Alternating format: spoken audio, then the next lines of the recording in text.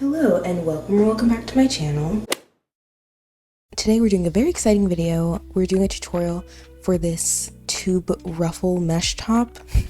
It's the best way I can describe it, but I'm very excited. I've been wanting to make this top for a while, and it's kind of just combining tops I've already made, so I thought I'd make a tutorial for it. And a quick reminder, if you don't know how to do all the stitches, make sure to check out my ultimate beginner tutorial because I show how to do all of them in that one and give some extra tips for beginner crocheters. Starting off with our materials, we have weight for acrylic yarn, a darning needle, scissors, and a 4.25mm hook.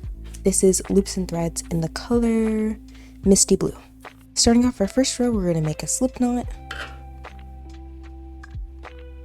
put our hook in, and make a row of foundation half double crochets. So we're going to chain 2, yarn over and go through the side 2 loops of the first chain, yarn over and pull through those 2, yarn over, pull through 1, and then yarn over, pull through 3.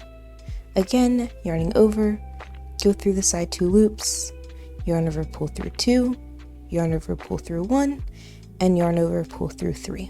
So we're just going to continue a row of these foundation half double crochets until it reaches the width around that you want your bust section to be. So we're working from the top down, so we're just going to make these rows and then we're going to directly transition into our mesh rows and to our ruffles. So one way I like to measure normally is like from one shoulder blade on one side around the front to the other shoulder blade on the other side so that it stretches at least a little bit around your back. But we are going to do like a kind of crisscross tie for the back, but we're going to add a little bit of space with those ties, so I wouldn't make this reach all the way around, otherwise those ties are not going to work.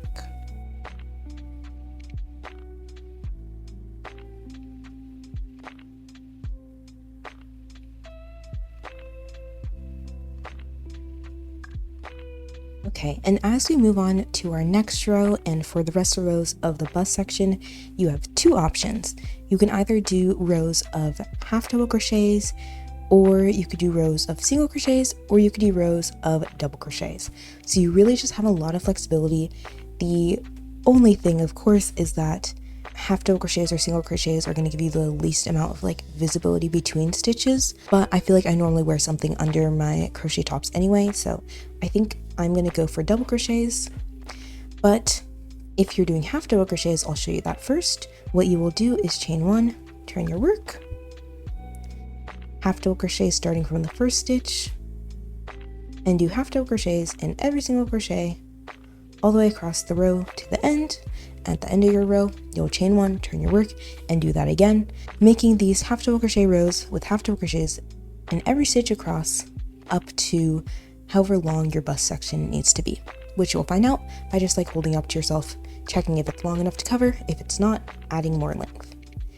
If you're doing single crochets, you're doing the same thing with the chain 1 at the beginning, and then single crocheting in every stitch. And same rules apply again with doing those rows until it covers your bust section. Last, with double crochets, I'm instead going to do a stacked single crochet instead of chains at the end. So in order to do that, we're going to make a single crochet into the first stitch without having a chain before it, and then find the first loop that's towards the inside and make another single crochet into that loop. Then we're just going to continue with double crochets. And we're going to continue these double crochets all the way across the row. And again, same thing, doing these double crochet rows until it covers the bust section. So I will stick with you for one more row to show you how to do the double crochet bust section. And if you need a reminder on how to start each row of your half double crochet rows or single crochet rows, just skip back to when I first explained them, because you will be doing that same chain 1 and starting your crochets into the first stitch that I explained as I explained the first row of them.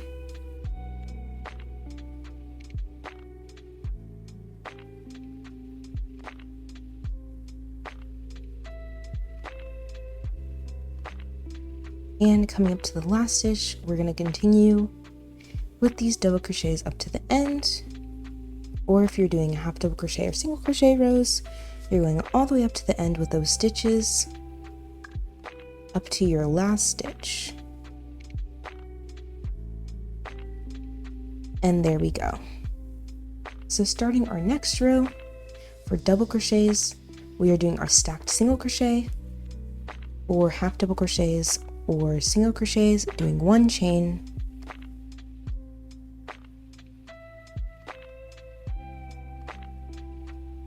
and then making our stitches all the way across the row, whichever you did in your previous row, so that it stays consistent across the rest of the bust section.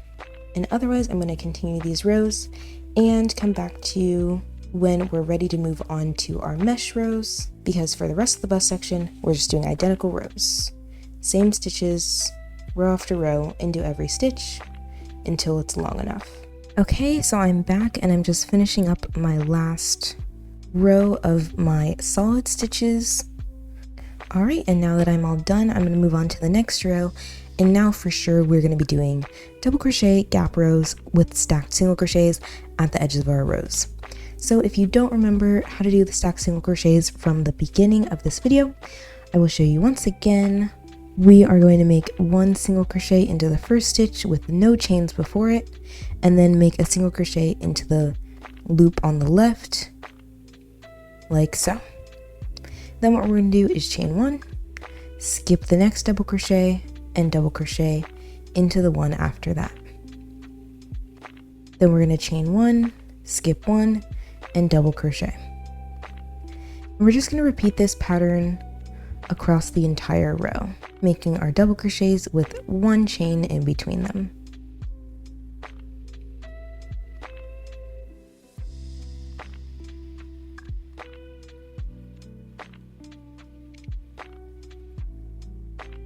At the end of the row, there are 2 possibilities you can have with your last few stitches.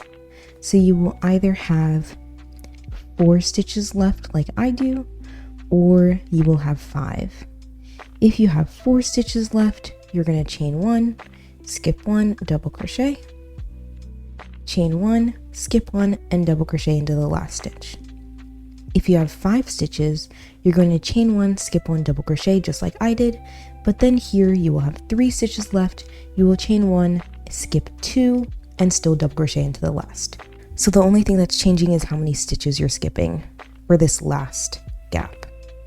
So in our next row, and every single row that will be after it, we're going to turn our work, make our stacked single crochet, chain 1, skip 1, and double crochet. Exactly like we did in our last row, except now we're always just chaining over our chain from the last row and double crocheting into our double crochet from the last row. So all your rows should look identical. We're doing our double crochets directly into the double crochets, not into the gaps.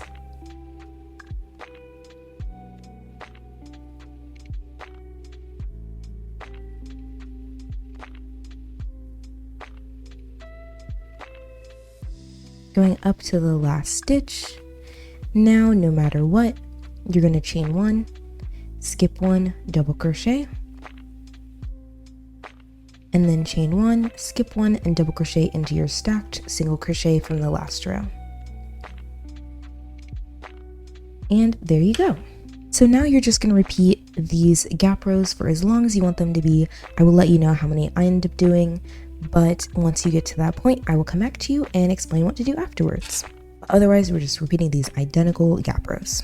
Okay, I just finished my last gap row, and now we're gonna move on to the ruffles. So just finish your last row like normal. I ended up doing 8 of these gap rows, but you can adjust that length shorter or longer depending on how long you want the top to be, because it will work whatever length you want to do. So to start our first ruffle row, we're going to start the exact same way, making a stacked single crochet into the first stitch, and then we're going to skip the next double crochet and go into the one right after that with 5 double crochets, all into that same stitch.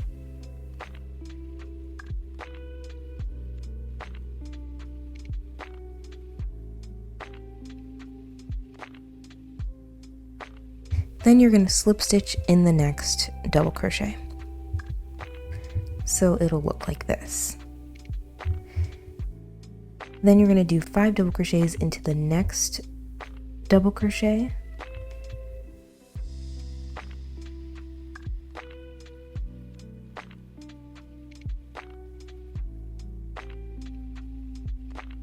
And slip stitch into the next one.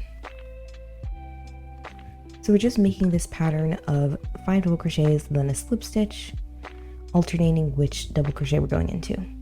So again, next one, 5 double crochets,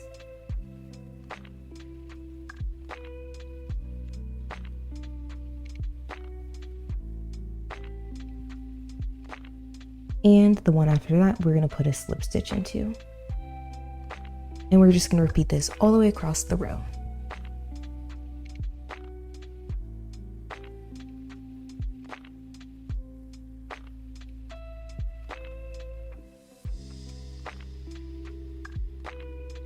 At the end of the row, you again have 2 alternatives of what your final result will be. You either will, right here after your second to last ruffle, will only have 1 stitch left. If you do only have 1 stitch left, this is exactly what you will do.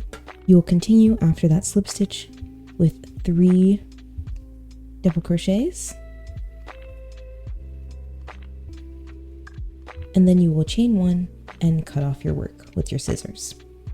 But if, like me, you have 2 stitches left, you will do 5 double crochets like we've been doing, slip stitch into your last stitch, chain 1, and cut off your work. And there you go. Next, we're going to add our side gaps, which you either have the option of just doing the side, or you can do gaps all the way around. What you're going to do is tie your yarn on right at the bottom of this last solid stitch row.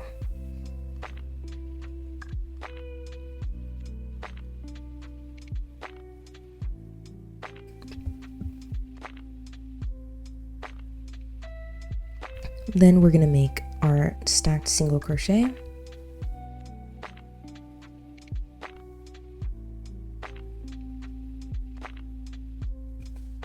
And then the spacing of these gaps depends on what stitch you chose for your top section. So if you had single crochets, you're going to be only putting 1 stitch per row. So it's going to end up being 1 stitch into the edge of 1 row, a chain skipping the next row, and then a stitch into the 3rd row. So basically each row alternates whether you're actually going into it or whether you're chaining over it. If you have half double crochets, you're going to do the exact same thing. If you have double crochets like me, you're going to fit a gap into each row. So you're going to chain and double crochet, and then chain and put your double crochet into the next row. Chain, stitch into the next row, repeating that all the way down this edge row.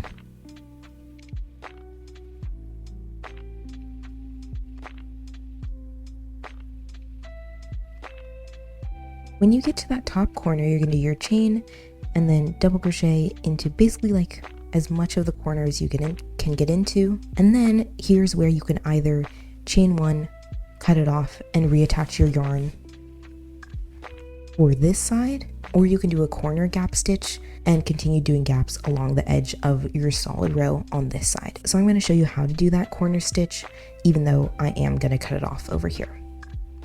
So after this double crochet, what you're going to do is chain 1 and then double crochet right back into that same stitch, and then you would just continue chaining 1, skipping 1, double crocheting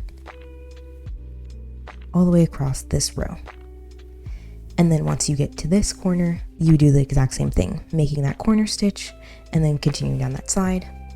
But if you're cutting it off like me, you're going to chain 1, cut it off,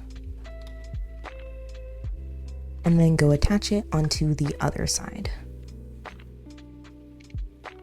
Just like we did.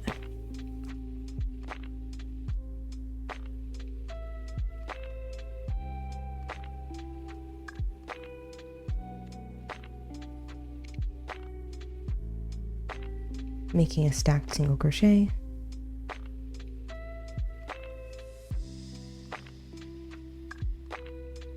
Chaining 1, putting a double crochet back into that same row,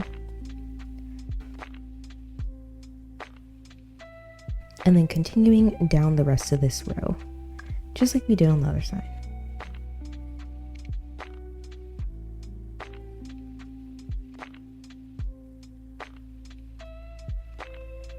And make sure that you're adjusting how many of these double crochets versus chains you're doing per row based on what stitch you used for your solid rows.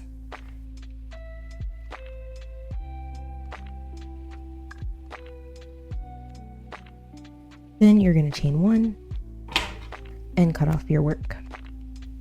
Also, if you did your gaps across the top and then along the sides, your last stitch is going to be a double crochet right into the last stitch from your solid rows, and right there is where you would then chain 1 and cut off your work. So now we are going to make our back tie, which is then going to weave through these gaps we made. And after you've done your back tie, you can decide whether or not you would like to add halter ties to it, because those are optional. I would just recommend doing the back tie first so you can try it on, see how it fits, and then use that to influence your decision about whether or not you do halter ties. So what we're going to do is grab our yarn, then we're going to make a slip knot, put our hook in, and we're going to chain a pretty long amount. I am not going to count mine just because we're only making one chain, so it's not like I need to match this chain length, but I would say you're definitely going to need around 80 if you do your chains pretty small. You might need less than that if you do your chains pretty far apart, but either way, I will show you how to measure how long you need it to be, whether or not you count them. So just making your chains.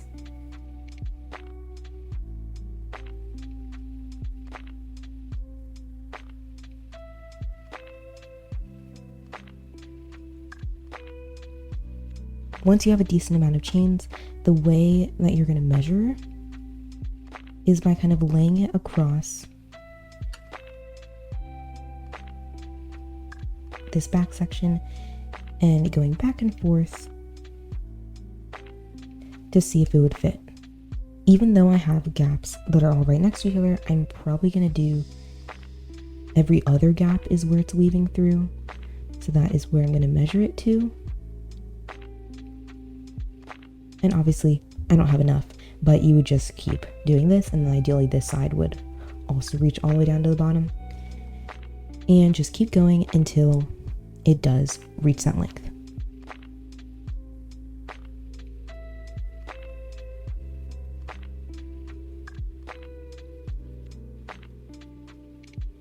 All right, once you have reached the length that you want for your chains, you're going to chain 1 extra and cut it off. And then we can start weaving it through. What I like to do so that it doesn't end up getting really uneven is matching up the ends so that I can get this side to be pretty even, so that we don't end up having them not line up. And then I'm just going to put this first one through the top, pulling the other side through the top as well. Making sure you're going from the same direction though, so these are both coming from the top going to the bottom. And then crossing them over to the other side, skipping one, going into the next. Same thing on this side.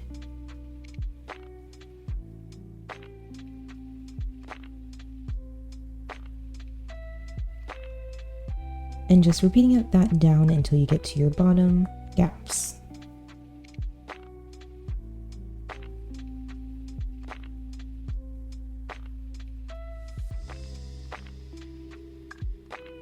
And there you go. The back section is complete once you've gone through the bottom ones. And now is where I would try it on and make sure whether or not you want to add straps. If you aren't doing straps, now you're done and all you have to do is weave in your ends. But otherwise, this is the spot that my top lines up for me to have straps into. So I'm just going to use my darning needle as a stitch marker.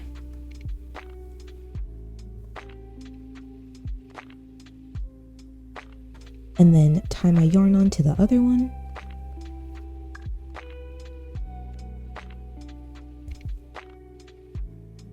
And then for this, I will count how many I need to do so that they're even on both sides, just making my chains.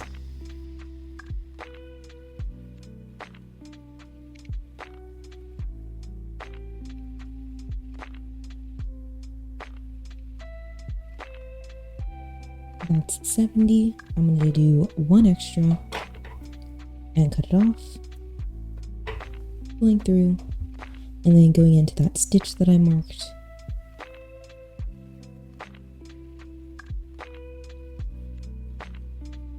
On the second spot that you marked,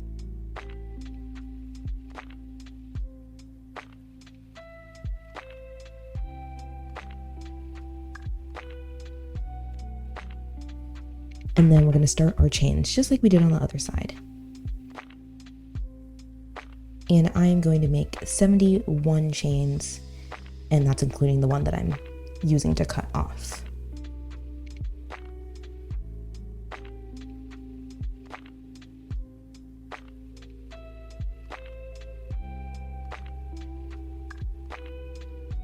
Doing my one extra and cutting off. Pulling through, and now we are done. So now our last step is weaving in our ends.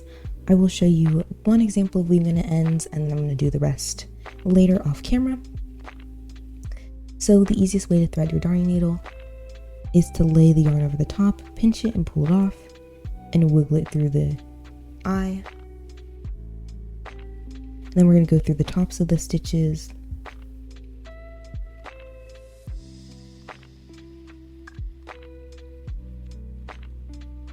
into the actual stitches,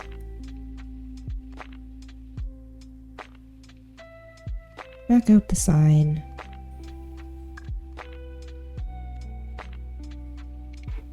and then we can cut it off.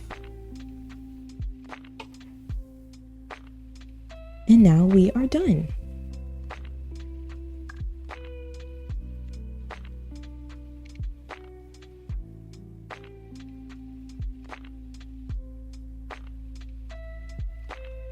Thank you so much for watching. I hope you enjoyed. If you make one of these, please make sure to tag me in it because I would love to see it. If you have any questions, make sure to let me know down below and I will do my best to help. Make sure to check out my Depop for crochet stuff I'm selling. I might end up selling this one, but I haven't decided yet. Otherwise, thank you so much for watching and I'll see you next time. Bye!